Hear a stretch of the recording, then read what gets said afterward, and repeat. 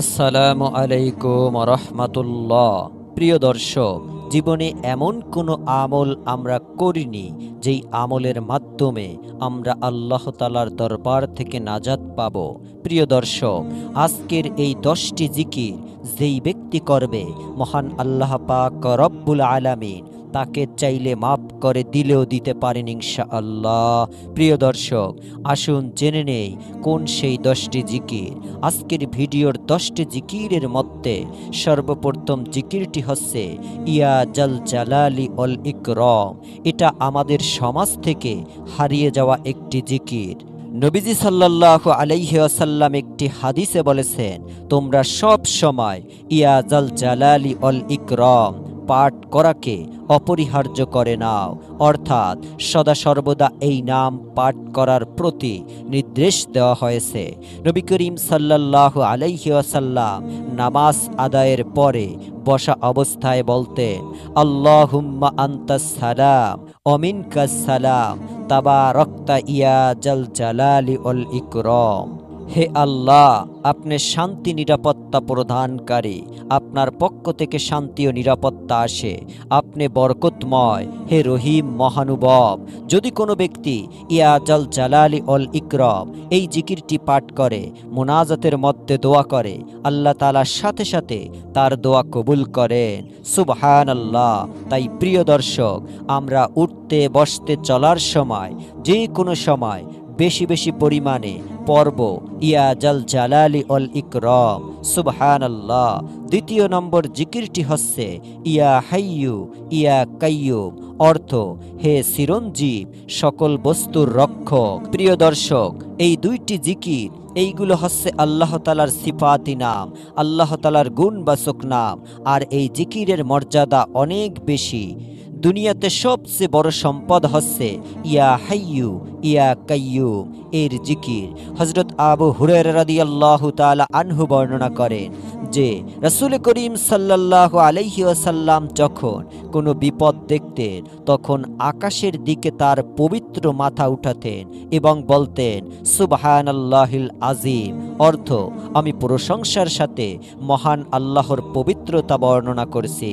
আর যখন দোয়ার বেশি পরিশ্রম করতেন, তখন বলতেন ইয়া হাইয়ু ইয়া কাইয়ুম, অর্থ হে চিরঞ্জীব, হে সকল বস্তুর রক্ষক। তাই আমরা বেশি বেশি পরিমাণে ইয়া হাইয়ু ইয়া কাইয়ুম এর জিকির করব ইনশাআল্লাহ।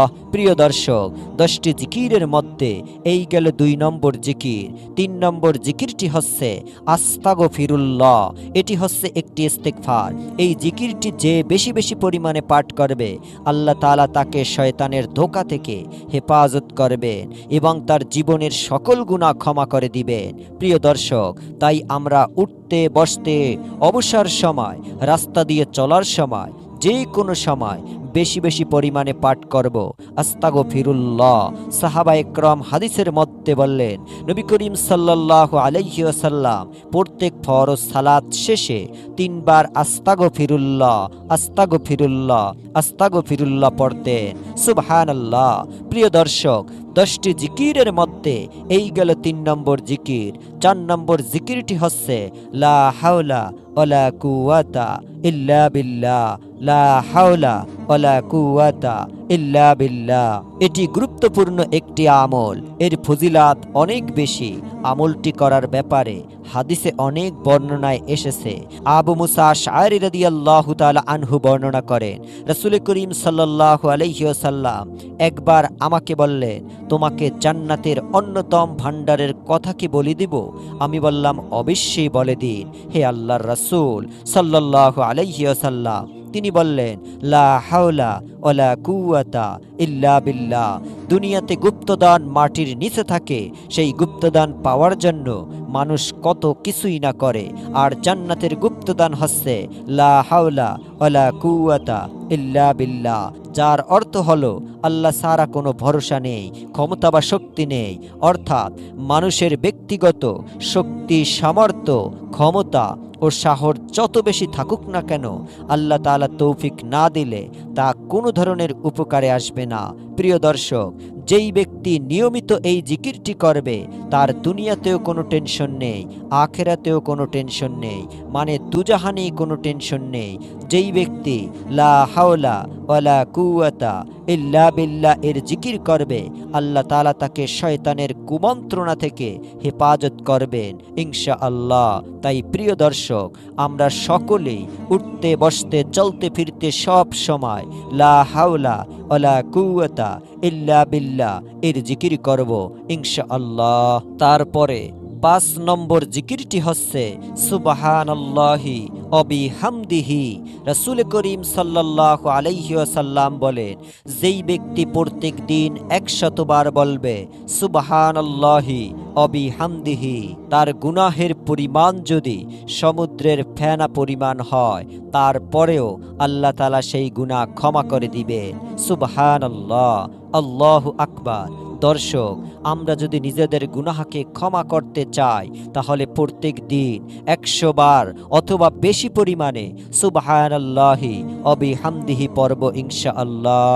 নবীজি সাল্লাল্লাহু আলাইহি ওয়াসাল্লাম একদিন সাহাবায়ে কেরামদেরকে বললেন, হে সাহাবায়ে কেরামেরা শোনো, আমি কি তোমাদেরকে এমন একটি আমলের সুসংবাদ দেব যেই আমলের দাম হাসরের মাঠে সবচেয়ে বেশি হবে? তখন সাহাবায়ে কেরাম বললেন, হ্যাঁ আল্লাহর রাসূল সাল্লাল্লাহু আলাইহি ওয়াসাল্লাম। তখন নবীজি বললেন, যেই ব্যক্তি প্রত্যহ 100 বার বলবে সুবহানাল্লাহি ওয়া বিহামদিহি, তার আমলের দাম হাসরের মাঠে সবচেয়ে বেশি হবে।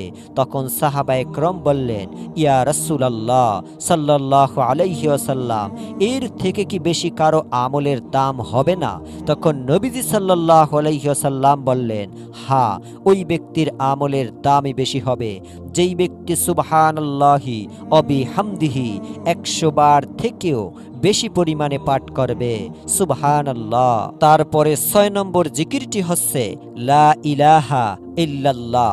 নবীজি সাল্লাল্লাহু আলাইহি ওয়াসাল্লাম বলেন, মান ক্বালা লা ইলাহা ইল্লাল্লাহ ফাদাখালাল জান্নাহ, অর্থাৎ যেই ব্যক্তি লা ইলাহা ইল্লাল্লাহ বলবে সে জান্নাতে প্রবেশ করবে।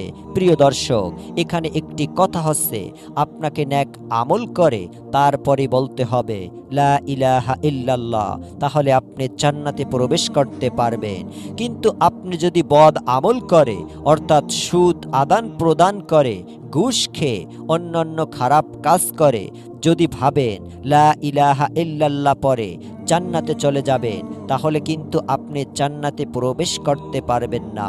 প্রিয় দর্শক, তাই আপনাকে নেক আমল করে ইসলামী মোতাবেক চলে নবীর সুন্নাহ অনুসরণ করে তারপরই ইখলাসের সাথে পাঠ করতে হবে লা ইলাহা ইল্লাল্লাহ। তাহলে আপনি আল্লাহর রহমতে জান্নাতে প্রবেশ করতে পারবেন ইনশাআল্লাহ। কিয়ামতের দিন আল্লাহ তাআলা বলবেন, হে নবী, সৃষ্টির মধ্য হতে আপনার উম্মতের মধ্যকার এমন ব্যক্তিকে নিয়ে জান্নাতে প্রবেশ করুন যারা দুনিয়াতে থাকতে ইখলাসের সঙ্গে বলেছিল লা ইলাহা ইল্লাল্লাহ, অর্থাৎ আল্লাহ ছাড়া কোনো মাবুদ নেই, সুবহানাল্লাহ, আল্লাহু আকবার। তাই প্রিয় দর্শক, যদি সওয়াব অর্জন করতে চান, জান্নাত লাভ করতে চান, তাহলে এই জিকিরটিও বেশি বেশি পরিমাণে পাঠ করবেন ইনশাআল্লাহ।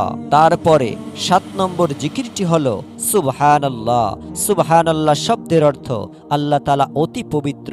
যেই ব্যক্তি আল্লাহ তাআলাকে পবিত্র হিসাবে আখ্যায়িত করে, সেই ব্যক্তিকেও আল্লাহ তাআলা পবিত্র হিসাবে আখ্যায়িত করে এবং আল্লাহ তাআলা তাকে পবিত্র বানিয়ে দেন। কিভাবে পবিত্র বানিয়ে দেন? তার গুনাহ ক্ষমা করে তাকে পবিত্র বানিয়ে দেন। প্রিয় দর্শক, তাই যদি অধিক সওয়াব অর্জন করতে চাই, আমরা বেশি বেশি পরিমাণে পড়ব সুবহানাল্লাহ। তারপরে 8 নম্বর জিকিরটি হলো আলহামদুলিল্লাহ। আলহামদুলিল্লাহ শব্দের অর্থ আল্লাহর প্রশংসা করা। আল্লাহ তাআলা পবিত্র কোরআনুল কারীমে ইরশাদ করেন, যেই ব্যক্তি আমার নিয়ামত পেয়ে আমার শুকরিয়া অর্থাৎ আমার প্রশংসা আদায় করল না, আমি তার নিয়ামত ছিনিয়ে নেই। আর যেই ব্যক্তি আমার নিয়ামত পেয়ে শুকরিয়া অর্থাৎ প্রশংসা করল, আমি তার নিয়ামতকে আরো বৃদ্ধি করে দেই সুবহানাল্লাহ। প্রিয় দর্শক, যদি আল্লাহ তাআলার পক্ষ থেকে ভালো নেয়ামত পেতে চান তাহলে সব সময় পাঠ করবেন আলহামদুলিল্লাহ। তারপরে ৯ নম্বর জিকিরটি হলো আল্লাহু আকবার। আল্লাহু আকবার শব্দের অর্থ হলো আল্লাহ মহান, আল্লাহ সবচেয়ে বড়। আল্লাহু আকবার এমন এক মহান শব্দ যেই ধ্বনি শুনে শয়তান পলায়ন করে, লজ্জিত হয়, নিন্দিত হয়। ঈমানের পরে সবচেয়ে বড় যেই হুকুম নামাজ, সেই নামাজ শুরু হয় তাকবীর তথা আল্লাহু আকবার দিয়ে। এই জিকিরের ফজিলাত অনেক অনেক বেশি। তাই প্রিয় দর্শক, আমরা সব সময় আল্লাহ তাআলাকে এই জিকিরের মাধ্যমে অর্থাৎ আল্লাহু আকবার বলে স্মরণ করব ইনশাআল্লাহ। সর্বশেষ ১০ নম্বর জিকিরটি হচ্ছে নবী করিম সাল্লাল্লাহু আলাইহি ওয়াসাল্লামের প্রতি দুরূদ পাঠ করা। প্রিয় দর্শক, যেই দুরূদই আপনি পারেন না কেন বেশি বেশি পরিমাণে পাঠ করুন। সবচেয়ে ছোট্ট দুরূদ হচ্ছে সাল্লাল্লাহু আলাইহি ওয়াসাল্লাম। এটি পাঠ করলেও কিন্তু আপনার দুরূদ পড়া আদায় হয়ে যাবে। নবী করিম সাল্লাল্লাহু আলাইহি ওয়াসাল্লাম বললেন, যেই ব্যক্তি আমার প্রতি বেশি বেশি পরিমাণে দুরূদ পাঠ করবে সেই ব্যক্তিকে আল্লাহ তাআলা কিয়ামতের দিন আমার সবচেয়ে নিকটে রাখবে। সুবহানাল্লাহ। নবীজি আরো বলেন, তোমরা আমার প্রতি বেশি পরিমাণে দুরূদ শরীফ পাঠ করো, কারণ তোমরা আমাকে সাহায্য করো যেন আমি তোমাদেরকে হাসরের ময়দানে শাফায়াত করতে পারি। সুবহানাল্লাহ। যেই ব্যক্তি নবীজির উপর বেশি বেশি পরিমাণ দুরূদ পাঠ করবে, নবী করিম সাল্লাল্লাহু আলাইহি ওয়াসাল্লাম রোজ হাসরের ময়দানে নিজ হাতে তাকে হাউজে কাউসারের পানি পান করিয়ে দিবেন। এখানে আরেকটি কথা হলো, পাশাপাশি নবী করিম সাল্লাল্লাহু আলাইহি সাল্লামের সুন্নাহ মোতাবেক আপনাকে চলতে হবে। নবীজি নামাজ পড়েছেন, আপনাকেও নামাজ পড়তে হবে। নবীজি পর্দা করেছেন, আপনাকেও পর্দা করতে হবে।